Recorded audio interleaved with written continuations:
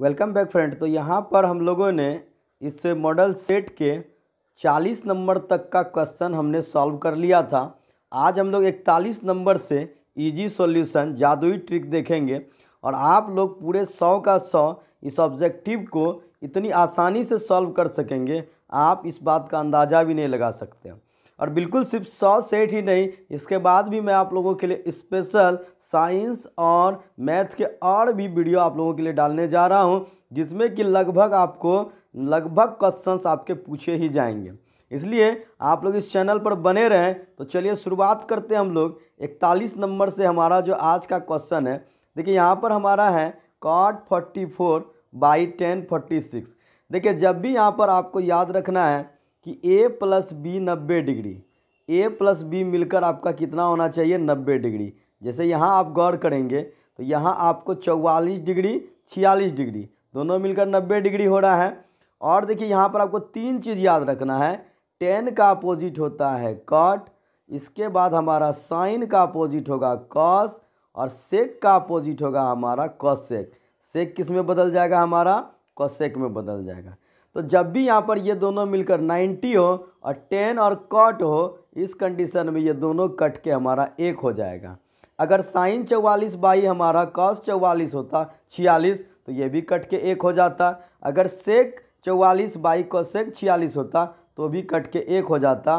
तो इसका सही ऑप्शन जो होगा हमारा वो ऑप्शन डी हो जाएगा। इस सवाल का सही जवाब हमारा क्या हो जाएगा, ऑप्शन डी।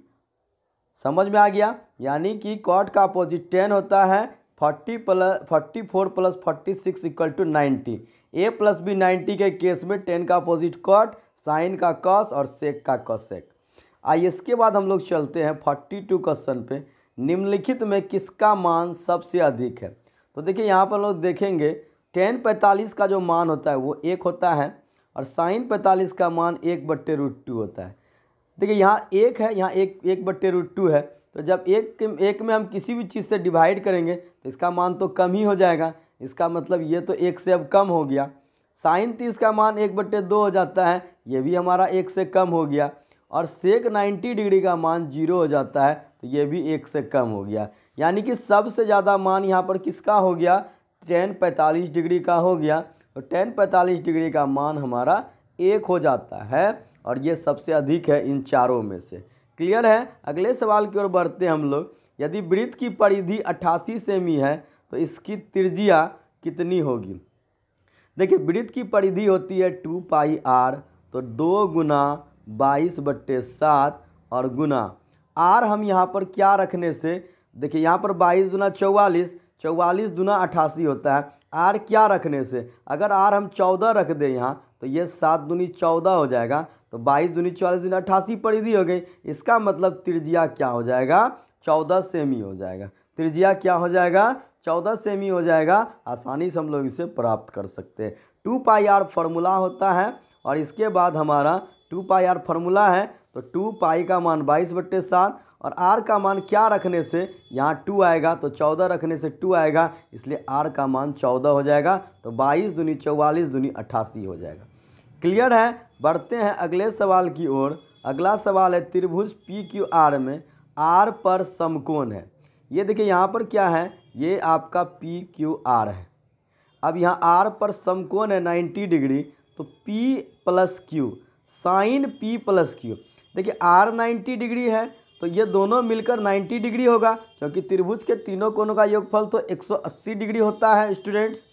तो P और Q मिलकर भी 90 डिग्री होगा, इसलिए PQ का मतलब साइन 90 डिग्री हो गया। और साइन 90 डिग्री का मान क्या होता है, 1 हो जाता है। तो ऑप्शन बी होगा इस सवाल का बिल्कुल सही जवाब। क्लियर है, समझ में आ गया होगा। अगले सवाल की ओर चलते हैं। देखिए यहाँ पर आपका क्या है कि अल्फ़ा/बीटा यदि 15 डिग्री हो तो √3 cosec अल्फ़ा क्या होगा। सबसे पहले हम लोग क्या करेंगे, अल्फ़ा का मान निकाल लेंगे क्रॉस मल्टीप्लिकेशन से। 15 चौके 60 डिग्री और यहाँ पर हम लोग लगा देंगे √3। अल्फ़ा का मान 60 है, यानी ये हमारा क्या हो गया, cosec हो गया हमारा 60 डिग्री। तो cosec 60 डिग्री का मान क्या होता है, देखिए cosec 60 डिग्री का मान होता है 2/√3। 2/√3 है तो √3 कट गया तो यहाँ हमारा 2 हो गया इसका सही जवाब। सही जवाब क्या हो गया हमारा? 2 हो गया, ऑप्शन बी। क्लियर है? यहाँ पर हम लोग चलते हैं नेक्स्ट क्वेश्चन की ओर। अगला क्वेश्चन है हमारा 46 नंबर में। देखिए यहाँ आपसे कहा जा रहा है कि यदि R1 तथा R2 त्रिज्याओं वाले दो वृत्तों के क्षेत्रफल का योग R त्रिज्या वाले वृत्त के क्षेत्रफल के बराबर हो। जैसे यहाँ कहने का मतलब ये है कि अगर यहाँ मान लीजिए कि ये पाई R1 स्क्वायर है, ठीक है, यहाँ पर आपका पाई R2 स्क्वायर है, यानी इस दोनों का जो क्षेत्रफल है R त्रिज्या वाले वृत्त के क्षेत्रफल के योग के बराबर। ये देखिए R त्रिज्या वाले क्षेत्रफल यानी पाई R स्क्वायर, यानी ये दोनों जोड़ के अकेले पाई R स्क्वायर के बराबर होता है। तो यहाँ से देखिए पाई को कॉमन करके कटा देंगे तो R1 square plus R2 square ये बराबर हो जाएगा R स्क्वायर, यानी ऑप्शन सी इस सवाल का होगा सही जवाब। यानी जब भी क्षेत्रफल होगा तो R1 square plus R2 square बराबर R स्क्वायर, और अगर इसी जगह पर हमारा परिधि होता तो R1 प्लस R2 बराबर R हो जाता। परिधि के कंडीशन में R1 प्लस R2 बराबर R हो जाता, यानी ऑप्शन ए हो जाता। और क्षेत्रफल है तो R1 square plus R2 square बराबर R स्क्वायर हो जाएगा। क्लियर है? चलते हैं हम लोग यहाँ से अब अगले क्वेश्चन की ओर। आइए देखते हैं अगला क्वेश्चन हमारा क्या है। देखिए साइन 90 डिग्री माइनस है। अभी मैंने बताया था कि जब भी a प्लस बी का कंडीशन होता है तो साइन किस में बदल जाता है? कॉस में बदल जाता है। साइन का अपोजिट कॉस होता है, तो साइन 90 माइनस ए बराबर कॉस ए हो जाएगा। ऑप्शन डी हो जाएगा इस सवाल का सही जवाब। Sine 90 minus theta equal to cos theta, option A होगा इस सवाल का बिल्कुल ही सही जवाब। तो अगला क्वेश्चन स्टूडेंट्स हमारा हाइट एंड डिस्टेंस का है। एक 15 मीटर लंबी सीढ़ी ऊर्ध्वाधर दीवार के शीर्ष तक पहुंचती है। ये देखिए ये एक सीढ़ी है, सॉरी ये दीवार है, और एक सीढ़ी जो है 15 मीटर लंबी, ये सीढ़ी जो है इस दीवार के शीर्ष तक पहुंच रही है, ठीक है। और सीढ़ी दीवार के साथ 60 डिग्री कोण बनाती है। इसका मतलब यहाँ पर दीवार के साथ 60 डिग्री कोण बनाती है। तो ये देखिए अगर ये 60 है तो ये तो हमेशा 90 डिग्री होता है, तो ये दोनों मिलके हमेशा 90 होता है। तो यहाँ पर हमारा कोण कितना हो जाएगा? यहाँ पर हमारा कोण 30 डिग्री हो जाएगा, क्योंकि एक तो 90 डिग्री फिक्स होता है समकोण त्रिभुज में, इसलिए बाकी दो मिलके 90 डिग्री होगा, तो ये 30 है। और अब हमें क्या बोलता है कि दीवार की ऊंचाई यानी कि ये P निकालना है। दीवार की ऊंचाई निकालना है तो ये देखिए P/15, P/15 बराबर हमारा देखिए ये हो जाएगा P/H होता है साइन थीटा, यानी साइन 30 डिग्री हो जाएगा। तो साइन 30 डिग्री का मान P/15, साइन 30 का मान 1/2, 1/2 होगा। तो यहाँ से 2 से हम लोग इसे कटा देंगे 7.5 बार में, यानी P का मान 7.5, ऑप्शन बी हो जाएगा 7.5 मीटर। अगर P/15 बराबर 1/2 हो, यानी P का मान 7.5 हमारा हो गया 7.5 मीटर। समझ में आ गया होगा। चलिए बढ़ते हैं हम लोग अगले सवाल की ओर। अगला सवाल हमारा क्या है?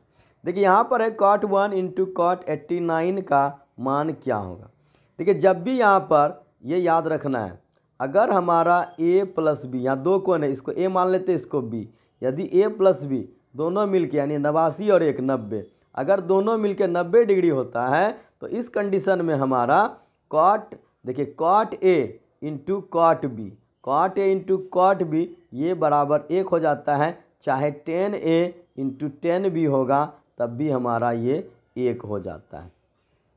तो यहाँ पर हमारा देखिए cot a × cot b है और ये दोनों मिलके 90 डिग्री, इसलिए इसका मान क्या हो जाएगा? 1 हो जाएगा। जब भी a प्लस बी 90 डिग्री हो तो cot a × cot b बराबर हमारा क्या हो जाएगा? 90 डिग्री हो जाएगा, और cot a × cot b 1 हो जाएगा, यानी ऑप्शन ए हो जाएगा इस सवाल का सही जवाब 1, है ना। जब भी a प्लस बी 90 डिग्री तो tan a × tan b और cot a × cot b बराबर 1 होता है। क्लियर है? चलते हैं अगले सवाल की ओर हम लोग, और अगला सवाल अब देखेंगे हम लोग।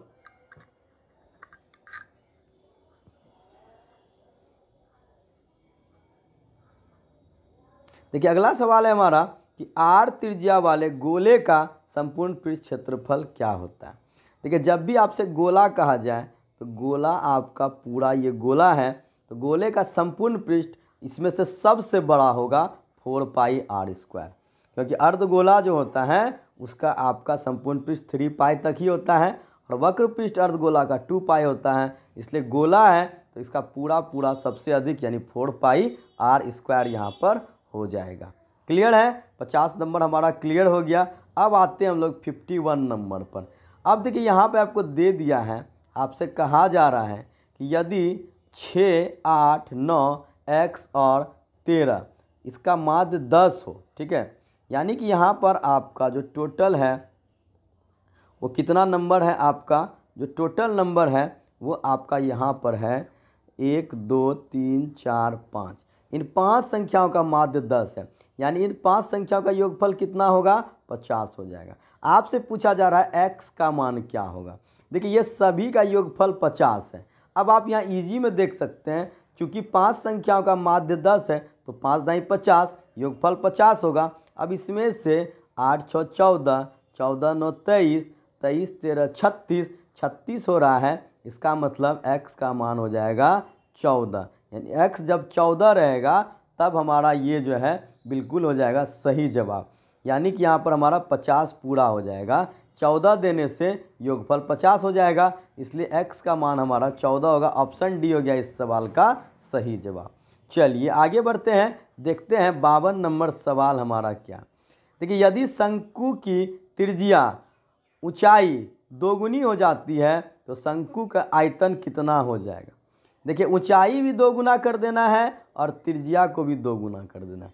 देखिए शंकु का आयतन कितना हो जाएगा, तो शंकु का आयतन हमारा क्या होता है, 1/3 पाई आर स्क्वायर एच होता है। शंकु का आयतन क्या होता है, 1/3 पाई आर स्क्वायर एच होता है। तो यहाँ पर अगर हम लोग आर को डबल कर दें तो 2 का स्क्वायर हो जाएगा, एच को डबल कर दे तो 2, तो 2 का स्क्वायर 4 और 4 दूनी यानी 8 गुना बढ़ जाएगा। तो ये आयतन जो है आपका 8 गुना हो जाएगा, क्योंकि आर डबल होगा तो डबल का स्क्वायर 4 हो जाएगा और ऊंचाई 2 गुना होगा तो 4 दूनी 8 गुना हमारा हो जाएगा। इसलिए यदि हम लोग शंकु की ऊंचाई और त्रिज्या को 2 गुनी कर दे, आयतन 8 गुना हो जाएगा।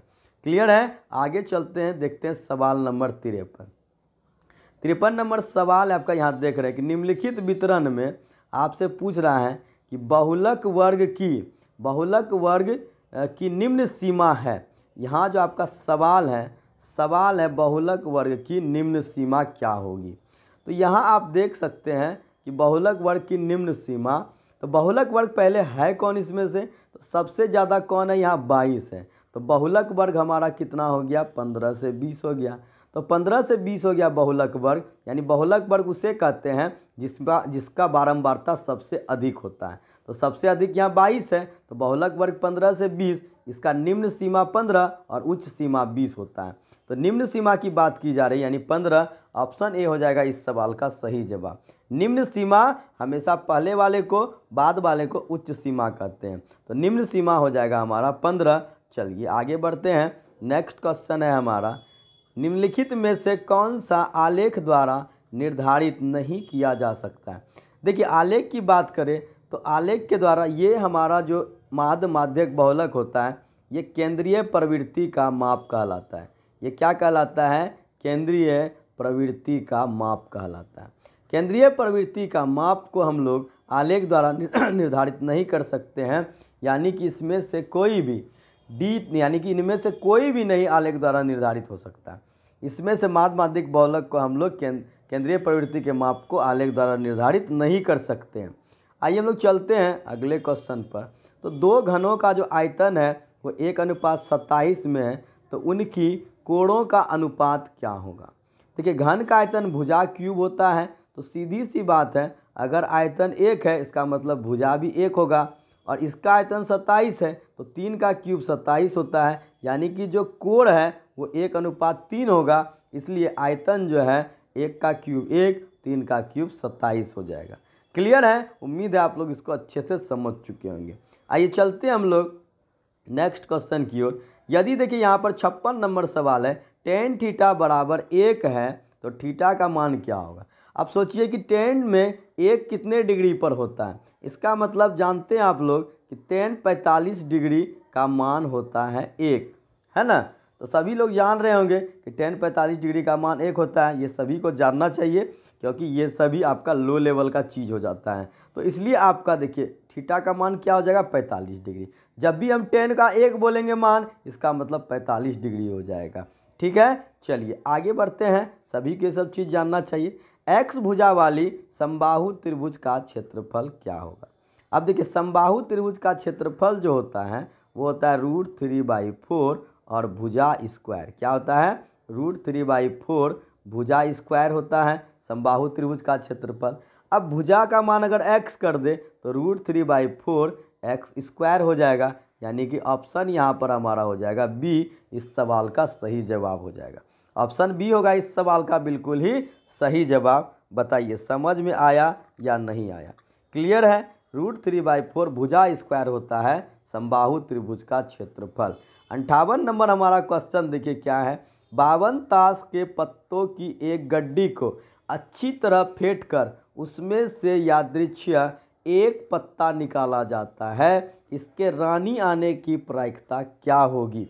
देखिए यहाँ पर 52 ताश के पत्तों की गड्डी है और इसको फेंट कर इसमें से एक पत्ता निकाला जाता है, तो रानी आने की प्रायिकता।